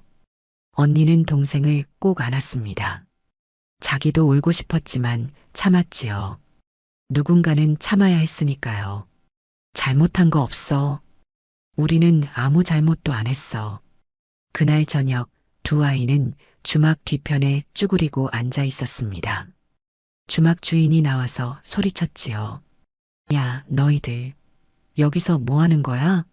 썩 꺼지지 못해. 언니가 공손히 말했습니다. 주인 어른, 설거지라도 하게 해주십시오. 밥 한 끼만 주시면 됩니다. 설거지, 너희 같은 것들이 손님들이 보면 뭐라 하겠어. 당장 나가. 주인은 빗자루를 들어 두 아이를 쫓아냈습니다. 언니는 동생을 감싸 안고 빗자루를 맞았지요. 등에 멍이 들었지만 언니는 소리 하나 내지 않았습니다. 동생이 울먹였습니다. 언니 아파? 안 아파. 전혀 안 아파. 거짓말이었습니다. 많이 아팠지요. 하지만 동생 앞에서는 절대 아프다고 말할 수 없었던 겁니다. 그 모습을 멀리서 지켜보는 사람들이 있었습니다. 하지만 아무도 다가오지 않았지요. 한 노인이 작게 중얼거렸습니다. 계모 눈밖에 나면 마을에서 살기 힘들어. 김진사 댁이 워낙 세도가 있으니. 또 다른 사람이 맞장구 쳤습니다. 그러게. 그 집안 거스르면 우리가 피해보는 법이지. 결국 모두가 알고 있었던 것입니다. 두 아이가 억울하게 쫓겨났다는 것을 말이지요. 하지만 아무도 나서지 않았습니다. 계모의 눈치가 무서웠고 그 집안의 권세가 두려웠던 겁니다. 그날 밤 언니는 동생이 잠든 뒤 혼자 밤하늘을 올려다봤습니다. 별이 참 많았지요. 언니는 별을 보며 속으로 되뇌었습니다. 우릴 버린 건 눈도 겨울도 아니야. 사람이었어. 계모만이 아니라 외면한 이 마을 사람들 모두가 우릴 버린 거야. 그 깨달음이 언니의 가슴에 깊이 새겨졌습니다. 언젠가는 이 모든 것을 기억해내리라 다짐했지요. 버려졌다는 아픔과 함께 외면당했다는 슬픔까지 모두 말입니다. 보름이 지났습니다. 두 아이는 마을 구석구석을 떠돌며 하루하루를 버텼지요. 언니는 남의 집 장작을 패주고 식은 밥 한 덩이를 얻었고 동생은 우물가에서 물동이를 날라주며 엿 한 조각을 받았습니다. 그러던 어느 날 밤이었습니다. 동생이 갑자기 몸을 떨기 시작했지요. 이마를 짚어보니 불덩이처럼 뜨거웠습니다. 언니 춥고 머리가 아파. 언니는 가슴이 철렁 내려앉았습니다. 이번에는 배탈이 아니었지요. 제대로 된 병이었던 겁니다. 언니는 동생을 업고 마을 약방으로 달려갔습니다. 선생님, 제발 동생 좀 살려주세요. 약방 주인은 동생을 한번 보더니 고개를 저었습니다. 이 아이 상한기가 깊구나. 당장 약을 지어 먹여야 하는데. 지어주세요. 제발요. 약값은 있느냐? 언니는 입을 다물었습니다. 돈이 있을 리 없었지요. 약방 주인이 한숨을 쉬며 말했습니다. 없으면 어쩔 수 없다. 나도 장사를 해야 하는 몸이라 일을 하겠습니다. 무슨 일이든 하겠습니다. 제발 동생만 살려주세요. 하지만 약방 주인은 고개를 저었습니다. 언니는 무릎을 꿇었지요. 선생님, 제발입니다. 제발. 안 된다. 약값 없이는 약을 줄 수 없어. 나가거라. 언니는 질질 끌려 나왔습니다. 동생을 업은 채로 다시 거리를 헤맸지요. 다른 약방 문을 두드렸지만 대답은 똑같았습니다. 돈이 없으면 안 돼. 여긴 자선소가 아니야. 언니는 마을 부잣집 대문을 두드렸습니다. 나으리, 제발 돈을 꾸어 주십시오. 반드시 갚겠습니다. 제 목숨을 걸고 갚겠습니다. 하지만 대문은 열리지 않았지요. 하인이 나와 호통을 쳤습니다. 썩 물러가지 못해. 거지 주제에 어디서 행패야. 언니는 다시 계모가 사는 집 앞으로 갔습니다. 자존심도 뭣도 없었지요. 동생만 살릴 수 있다면 무엇이든 할 각오였습니다. 어머니, 어머니, 문 열어주세요. 하지만 집안은 조용했습니다. 분명 불이 켜져 있었지만 아무도 나오지 않았지요. 언니는 대문을 두드리고 또 두드렸습니다. 손에서 피가 날 때까지 두드렸습니다. 제발요. 동생이 죽어가고 있어요. 제발 문 좀 열어주세요. 그때 대문 너머로 계모의 목소리가 들려왔습니다. 시끄럽구나. 누가 저것들을 좀 쫓아내지 못하겠어? 하인들이 나와서 언니를 밀쳤습니다. 언니는 동생을 꼭 안은 채 땅바닥에 나뒹굴었지요. 그 순간 동생이 작게 신음했습니다. 언니 아파. 언니는 동생을 다시 업었습니다. 비틀거리며 일어섰지요. 그리고 마지막으로 한 번 더 외쳤습니다. 제발입니다. 이 아이만은 살려주세요. 하지만 대문은 끝내 열리지 않았습니다. 언니는 동생을 업고 선앙당으로 돌아왔습니다. 차가운 바닥에 동생을 눕히고 자기 옷을 벗어 덮어주었지요. 온몸으로 동생을 감싸 안았습니다. 괜찮아, 괜찮아. 언니가 여기 있어. 언니가 지켜줄게. 동생은 헛소리를 중얼거렸습니다. 아버지, 아버지 춥고 무서워요. 언니는 그 소리를 들으며 이를 악물었습니다. 소리내어 울지 않기 위해서였지요. 눈물은 흘렀지만 소리만큼은 내지 않았습니다. 온몸이 떨렸지만 동생을 꼭 안은 채 버텼습니다. 그날 밤 언니의 마음속에 무언가가 단단하게 자리 잡았습니다. 슬픔도 아니고 분노도 아니었지요. 그것은 바로 살아남겠다는 의지였습니다. 꼭 살아야 해. 우리 둘 다 살아남아야 해. 그래야 이 일을 기억할 수 있어. 그래야 우리를 버린 사람들이, 외면한 사람들이 모두 어떤 사람들인지 세상에 보여줄 수 있어. 언니는 떨리는 손으로 동생의 이마를 닦아주었습니다. 밤새도록 동생 곁을 지켰지요. 새벽이 되자 기적처럼 동생의 열이 조금 내렸습니다. 언니는 그제야 안도의 한숨을 내쉬었습니다. 하지만 그날 밤의 기억은 평생 지워지지 않았습니다. 아무도 도와주지 않았던 그 밤, 계모의 대문이 열리지 않았던 그 순간이 말이지요. 언니는 그 모든 것을 가슴 깊이 새겨두었습니다. 복수는 그때부터 시작된 것이었습니다. 한 달이 흘렀습니다. 언니가 세상을 대하는 방식이 달라졌습니다. 더 이상 사람들에게 애원하지 않았지요. 대신 조용히 일거리를 찾아다녔습니다. 새벽부터 일어나 우물가를 청소하고 남의 집 마당을 쓸었지요. 아무 말 없이 일했고 다 끝나면 조용히 손을 내밀었습니다. 일값 주십시오. 처음에는 사람들이 거절했습니다. 하지만 언니는 물러서지 않았지요. 일을 했으니 값을 받는 게 당연합니다. 구걸이 아닙니다. 그 당당함에 사람들은 할 말을 잃었습니다. 결국 떡 한 덩이라도, 묵은 나물 한 웅큼이라도 주게 되었지요. 계절이 바뀌어 봄이 왔습니다. 눈은 녹았지만 두 아이의 삶은 여전히 고달팠지요. 언니는 논둑에서 냉이를 캐고 강가에서 조개를 주었습니다. 동생은 산에서 나무 열매를 따고 들에서 나무를 뜯었지요. 어느 날 동생이 신이 나서 달려왔습니다. 언니, 이것 봐. 산딸기 땄어. 작은 손에 산딸기 몇 알이 들려 있었습니다. 동생은 그걸 언니에게 전부 주려고 했지요. 언니 다 먹어. 내가 언니 주려고 딴 거야. 언니는 코끝이 찡해졌습니다. 하지만 웃으며 말했지요. 우리 같이 먹자. 하나씩. 두 아이는 산딸기를 나눠 먹었습니다. 단 한 알이었지만 세상 어떤 진수성찬보다 맛있었지요. 언니와 동생이 함께라면 그것만으로 충분했습니다. 봄이 지나고 여름이 왔습니다. 언니는 강가에서 버드나무 가지를 주워와 바구니를 만들기 시작했지요. 처음에는 서툴렀지만 포기하지 않았습니다. 10번, 20번을 만들다 보니 제법 모양이 나왔지요. 언니 대단해. 바구니야. 동생이 박수를 쳤습니다.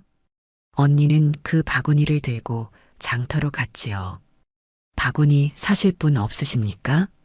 한 아주머니가 바구니를 들어보더니 고개를 끄덕였습니다. 엮은 게 제법 튼튼하네. 얼마냐? 밥 한 끼 값이면 됩니다. 아주머니는 식은 떡 2개를 주었습니다. 언니는 깊이 절을 하고 떡을 받았지요. 그날 저녁 2아이는 그 떡을 나눠 먹으며 웃었습니다. 언니, 우리 이제 장사꾼이네. 그러게.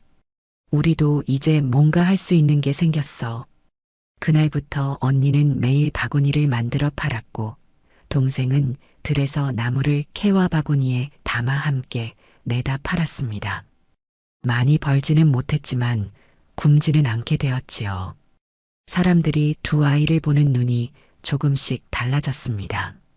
저 아이들 참 기특하구나. 어린 것들이 저렇게 악착같이 사는 걸 보니 대견해.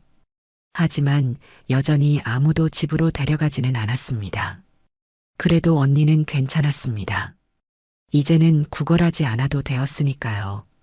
2해가 흘렀습니다. 언니는 이제 10살이 되었고 동생은 8살이 되었지요. 언니는 바구니뿐 아니라 집신도 만들 줄 알게 되었습니다. 동생은 글자를 읽을 줄 알게 되었지요. 마을 서당 밖에서 훈장님 목소리를 듣고 혼자 익혔던 겁니다. 어느 날 마을에 소문이 돌기 시작했습니다. 김진사댁이 큰일 났다더군. 무슨 일인데? 곡식거래에서 큰 돈을 날렸다지. 계모가 친정 오라비 말만 믿고 일을 벌였다가 망했다더라. 언니는 우물가에서 그 이야기를 듣게 되었습니다. 그리고 생각했지요. 하늘이 보고 있었구나. 한 달쯤 지나 장터에서 계모를 다시 마주쳤습니다. 계모는 예전과 달리 초췌해 보였습니다. 화려했던 옷 대신 수수한 치마 저고리를 입고 있었고 얼굴에는 걱정이 가득했지요. 계모는 언니를 보았습니다. 하지만 이번에는 못 본 척하지 못했지요. 사람들이 주변에 너무 많았기 때문입니다. 계모가 어색하게 말을 걸었지요. 너희들 잘 지내더냐? 언니는 차분히 대답했습니다. 예, 살아는 있습니다. 그래, 많이 컸구나. 그럴 만큼 시간이 흘렀으니까요. 계모는 더 할 말을 찾지 못했습니다. 주변 사람들의 시선이 따가웠지요. 누군가 작게 속삭이는 소리가 들렸습니다. 저 아이들이 김진사 댁에서 쫓겨난 그 아이들이구나. 2해 전 겨울에 내쫓았다더니 참. 계모의 얼굴이 붉어졌습니다. 하지만 언니는 아무 말도 하지 않았지요. 그저 조용히 절을 하고 자리를 떴습니다. 동생의 손을 잡고 말입니다. 그날 밤 동생이 물었습니다. 언니, 우리 집안이 그 집이 어려워졌대. 우리는 왜 기쁘지가 않아? 언니가 대답했습니다. 그 사람들이 불행해진다고 해서 우리가 행복해지는 건 아니니까. 우리는 우리대로 살아가야 해. 3달이 더 지났습니다. 계모의 집안은 점점 더 기울어갔지요. 하인들이 하나둘 떠나갔고 큰 사랑채는 비어갔습니다. 사람들은 장터에서 속삭였지요.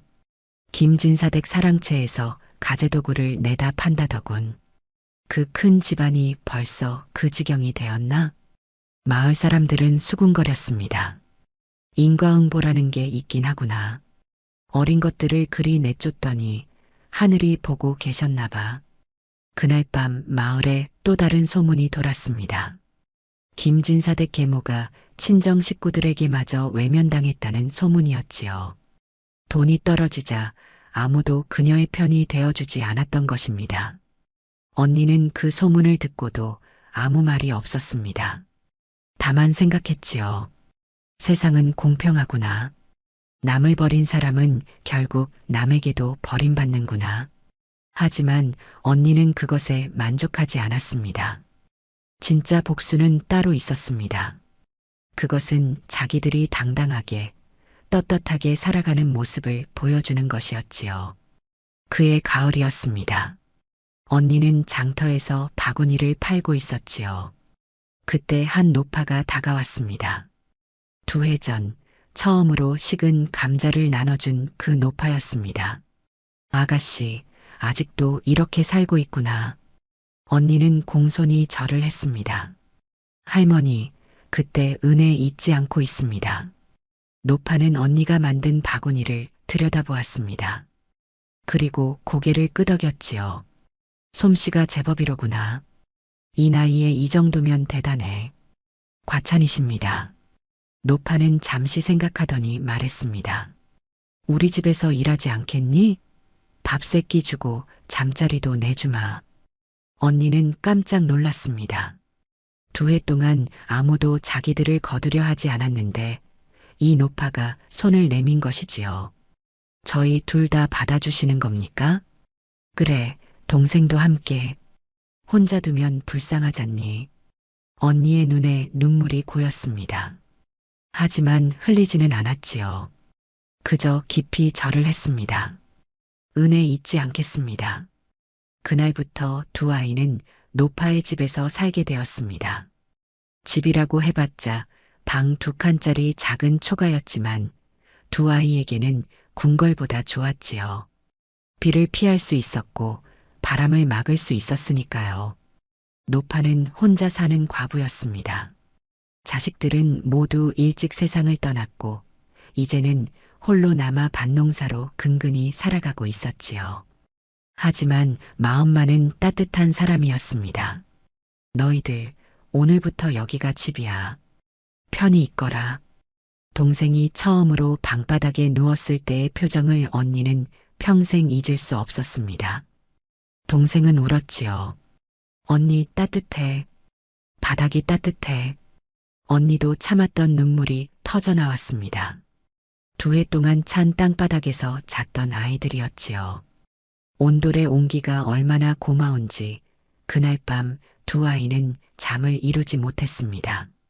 너무 행복해서 말입니다. 노파는 두 아이에게 여러 가지를 가르쳐 주었습니다. 밥 가꾸는 법, 음식 만드는 법, 옷 깁는 법까지 말이지요. 언니는 모든 것을 열심히 배웠습니다. 동생도 마찬가지였지요. 어느 날 저녁 노파가 말했습니다. 너희들은 참 기특해. 이 나이에 이렇게 야무질 수가 있나? 할머니께서 가르쳐 주셔서 배울 수 있었습니다. 아니야. 배우려는 마음이 없으면 아무리 가르쳐도 소용없는 법이지. 너희는 살아남으려는 의지가 강해. 그게 너희의 힘이야. 언니는 그 말을 가슴 깊이 새겼습니다. 겨울이 다가왔습니다. 두 아이가 쫓겨난 지 꼭 3년이 되는 겨울이었지요. 노파는 두 아이에게 새 옷을 지어주었습니다. 춥겠구나. 이거라도 입어라. 언니와 동생은 눈물을 흘렸습니다. 3년 만에 처음 받는 새 옷이었지요. 동생이 말했습니다. 할머니, 저희한테 왜 이렇게 잘해주세요? 노파는 두 아이의 머리를 쓰다듬었습니다. 내 자식들도 너희만 할 때 세상을 떠났단다. 너희를 보면 그 아이들이 생각나는구나. 그리고 말이야. 노파는 잠시 말을 멈췄다가 이었습니다. 세상에는 2 종류의 사람이 있어. 어려울 때 남을 버리는 사람과 어려울 때 남을 도우려는 사람. 나는 후자로 살고 싶구나. 언니는 그 말을 듣고 깨달았습니다. 진짜 복수가 무엇인지 말이지요. 자기들을 버린 사람들처럼 되는 게 아니라 자기들을 도와준 이 할머니처럼 사는 것. 그것이 진짜 복수였던 겁니다. 그날 밤 언니는 동생에게 말했습니다. 동생아, 우리 할머니처럼 살자. 남을 도울 수 있는 사람이 되자. 응, 언니. 나도 그러고 싶어. 두 아이는 서로를 보며 웃었습니다. 3년 만에 처음으로 마음 편히 웃는 얼굴이었지요. 그 웃음 속에는 슬픔도 있었지만 희망도 있었습니다. 노파의 집에서 지낸 그 겨울은 두 아이에게 가장 따뜻한 겨울이었습니다. 밖은 추웠지만 안은 따뜻했지요. 무엇보다 마음이 따뜻했습니다. 세상에는 여전히 좋은 사람이 있다는 것을 두 아이는 노파를 통해 배웠던 것입니다. 또 1년이 흘렀습니다. 언니는 11살, 동생은 9살이 되었지요. 두 아이는 노파의 집에서 부지런히 일하며 살았습니다. 마을 사람들도 이제는 두 아이를 다른 눈으로 보기 시작했지요. 저 아이들 참 기특하게 컸어. 고생 끝에 낙이 온다더니 저런 아이들은 복을 받을 거야. 그러던 어느 봄날이었습니다. 대문 밖에서 누군가 조심스럽게 노크하는 소리가 들렸지요. 언니가 문을 열자 그곳에 계모가 서 있었습니다. 계모는 완전히 달라져 있었습니다. 3년 전에 그 당당한 모습은 온데간데 없었지요. 옷은 남루했고 얼굴은 초췌했습니다. 무엇보다 눈빛이 달랐습니다. 예전의 차가운 눈빛이 아니라 절박한 눈빛이었지요. 너희들 있구나. 언니는 아무 말 없이 계모를 바라보았습니다. 동생은 언니 뒤에 숨었지요. 계모가 떨리는 목소리로 말을 이었습니다. 내가 잘못했다. 용서해다오. 언니는 여전히 말이 없었습니다. 계모는 무릎을 꿇었지요. 3년 전 두 아이를 내쫓던 그 사람이 지금은 무릎을 꿇고 있었던 겁니다. 제발 다시 돌아와다오. 집이 너무 어려워졌어. 너희가 돌아오면 사람들이 우리 집을 다시 봐줄 거야. 그 말을 듣는 순간 언니는 깨달았습니다. 계모는 자기들이 그리워서 온 게 아니었지요. 자기를 위해서 온 것이었습니다. 노파가 방에서 나왔습니다. 상황을 파악한 노파가 차갑게 말했지요.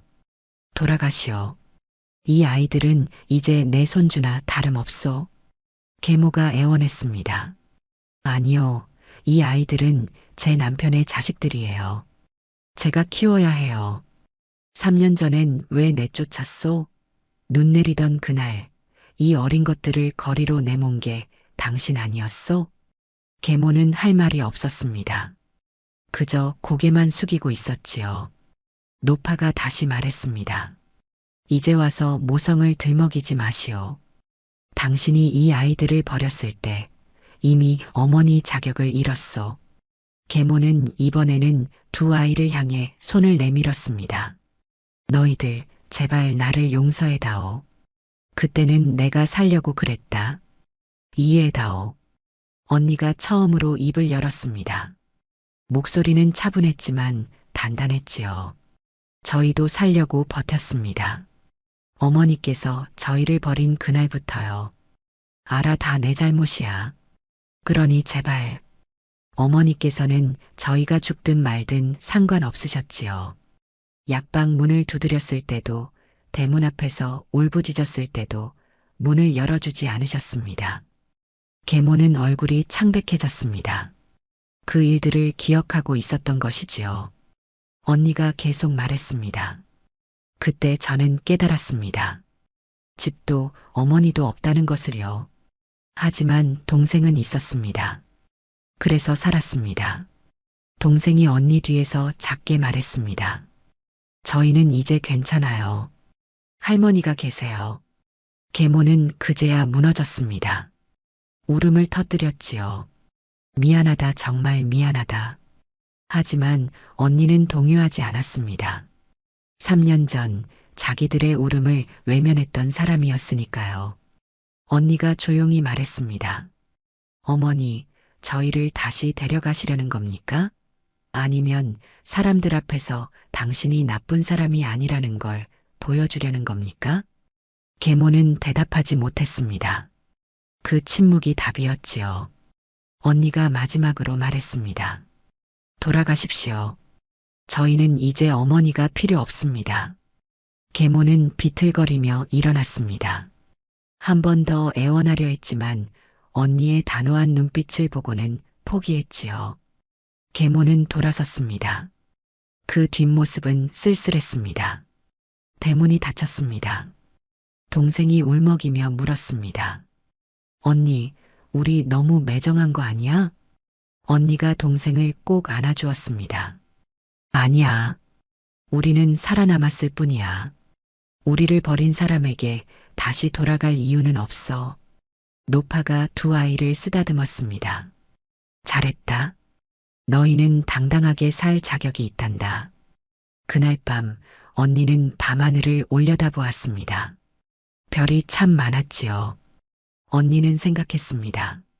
이게 복수구나. 우리를 버린 사람이 무릎 꿇고 찾아왔지만 우리는 더 이상 그 사람을 필요로 하지 않게 된 것. 이게 진짜 복수야. 3년 전 눈 내리던 그날 쫓겨났던 아이들은 이제 당당하게 거절할 수 있는 힘을 가지게 되었습니다. 그것이 가장 완벽한 복수였던 것이지요. 그로부터 며칠 뒤 마을에 소문이 퍼졌습니다. 계모가 두 아이를 찾아갔다가 거절당했다는 소문이었지요. 사람들의 반응은 둘로 갈렸습니다. 저 아이들 너무 야박한 거 아닌가? 무슨 소리요?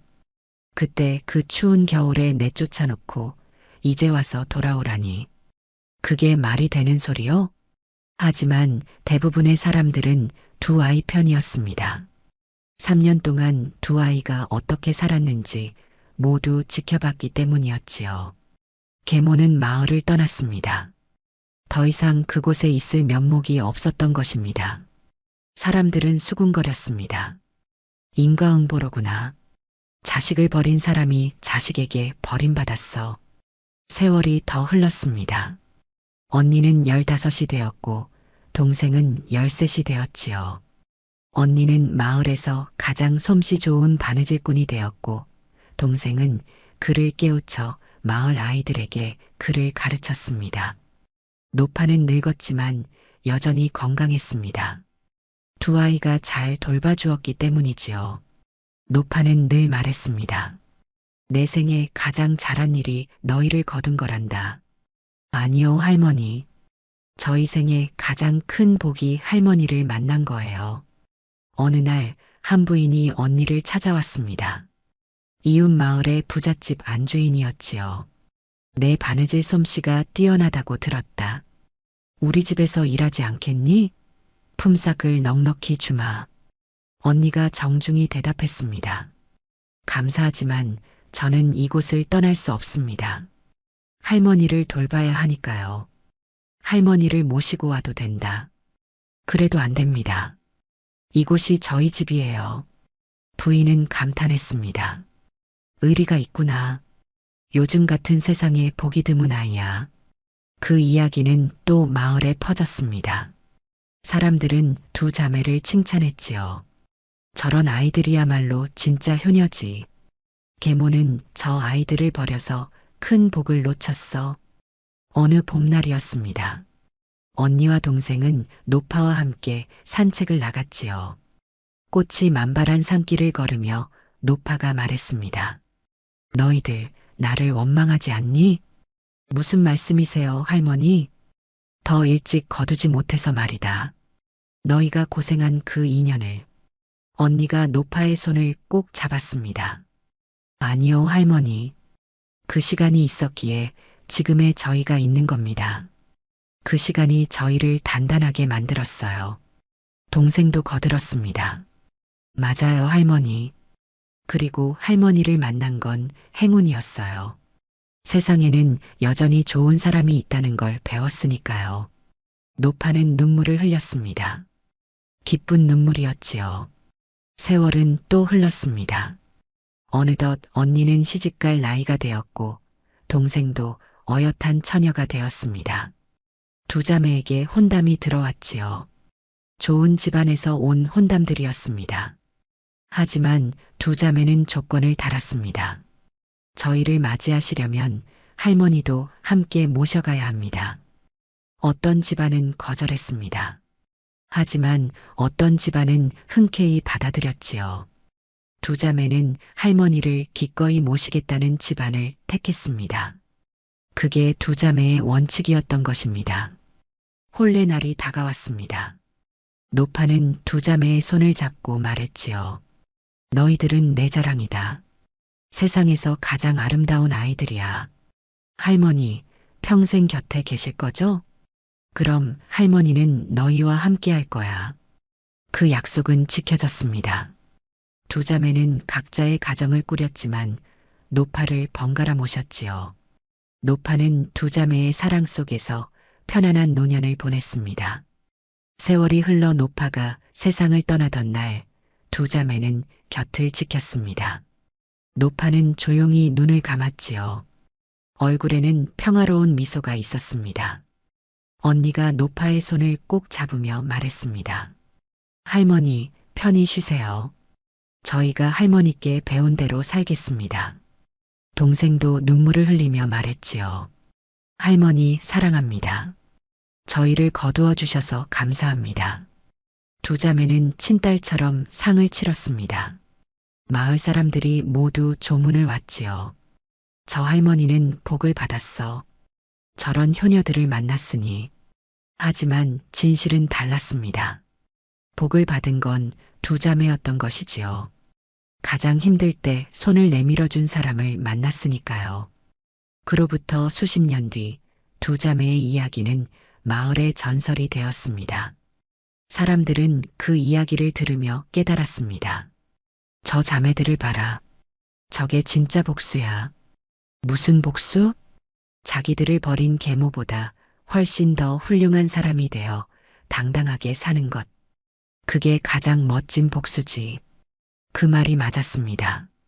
두 자매는 복수하지 않음으로써 가장 완벽한 복수를 한 것이었지요. 자기들을 버린 사람을 닮지 않고 자기들을 도와준 사람을 닮았던 것입니다. 눈 오는 날 버려진 두 자매는 그렇게 세상에서 가장 아름다운 복수를 완성했습니다. 그 복수란 바로 자기들을 버린 사람들보다 훨씬 더 따뜻하고 훌륭한 사람으로 사는 것이었지요. 진짜 복수는 미워하는 게 아니었습니다. 그들보다 더 나은 사람이 되는 것이었지요. 진짜 승리는 무너뜨리는 게 아니었습니다. 스스로 일어서는 것이었습니다. 옛 어른들은 이렇게 말씀하셨습니다. 미움은 미움을 낳고 사랑은 사랑을 낳는다. 두 자매는 미움 대신 사랑을 택했고 그 사랑이 평생의 행복이 되었던 것이지요. 세상에서 가장 멋진 복수는 원수를 이기는 게 아니라 원수보다 더 훌륭한 사람이 되는 것이었습니다.